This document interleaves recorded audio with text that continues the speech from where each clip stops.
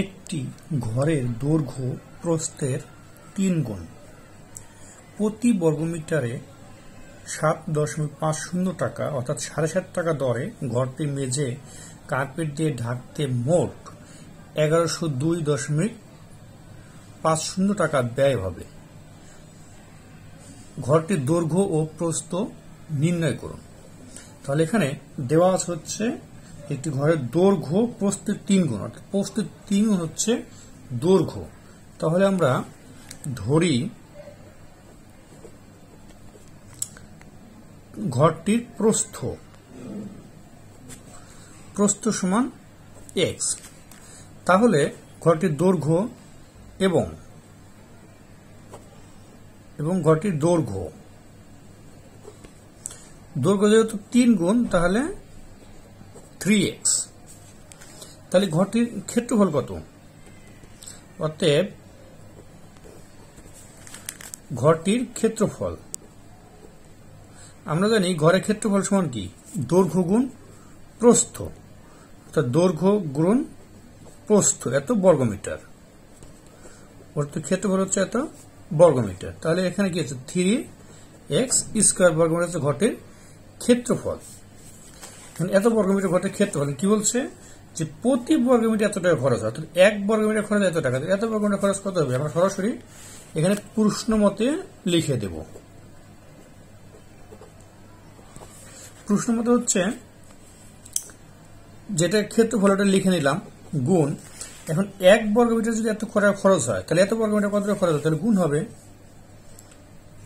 7.50। মোট এত টাকা খরচ হবে। এখন কি বলছে কত টাকা খরচ হবে? এখানে দেওয়া আছে এত টাকা খরচ হবে। তাহলে এত সমান সমান এত 1102.50। ঠিক আছে, তাহলে মোট এত টাকা খরচ হবে। এখন এটা করতে হবে, বা আমরা x স্কয়ারটা রেখে দিচ্ছি, রেখে দিয়ে ওই পাশে সব নিয়ে যাই। 1102.50 আর এখানে এই 3 গুণ এটা হচ্ছে 7.5 এটা। এখন কি হলো? এটা এখানে পয়েন্টের পরে দুইটা সংখ্যা, পয়েন্টের পরে দুইটা সংখ্যা, তাহলে পয়েন্টে পয়েন্টে উঠে যাচ্ছে। উঠে যাওয়ার পর এখানে 0 কেটে গেল।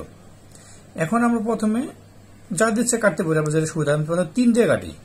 3 দিয়ে কাটলে কি হচ্ছে? 3 3 9 থাকে 2, তাহলে 20, 3 6 18, 2 তাহলে 22 হচ্ছে, 3 7 21, 1 থাকে 15, 3 5 15। 3 দিয়ে কাটলাম। এখন 75 আছে, তাহলে 5 দিয়ে কাটা যাচ্ছে। 5 দিয়ে কাটলে 5 15 75। এটা 5 দিয়ে কাটলে হচ্ছে 5 7 35 থাকে হচ্ছে 1 17, 3 5 15, 2 5 5 25। এটা 5 দিয়ে কাটলাম। এখন আবার যদি 5 দিয়ে কাটি, আর 5 দিয়ে কাটলে হচ্ছে 3। এটা 5 দিয়ে কাটলে হচ্ছে 5 1 5, 2 23, 5 দিয়ে কাটলে 4 5 20, 3 5 7 35। এখন এটা যদি আমরা 3 দিয়ে কাটি, 3 4 12, 2 27, 3 9 27। ঠিক আছে, তাহলে আমরা কি পাইলাম? x স্কয়ার সমান হচ্ছে থাকতেছে 49। তাহলে বা x সমান তাহলে কত হচ্ছে? 7। অর্থাৎ এটা উভয় পক্ষকে বর্গমূল করে, ব্র্যাকেট রেখে উভয় পক্ষকে বর্গমূল করে x সমান যদি 7 হয়, আমরা কি ধরে নিছি? x সমান হচ্ছে প্রস্থ, অর্থাৎ প্রস্থ সমান হচ্ছে x সমান 7 আর দৈর্ঘ্য সমান হচ্ছে 3 7 21। এটাই চাইছে কি? দৈর্ঘ্য প্রস্থ। তাহলে আপনারা এখানে সুন্দর করে লিখে নেবেন। অতএব ঘরটির প্রস্থ সমান ঘরটির প্রস্থ x সমান 7, ঘরটির দৈর্ঘ্য 3x সমান 7 গুণ 3 সমান সমান 21 মিটার।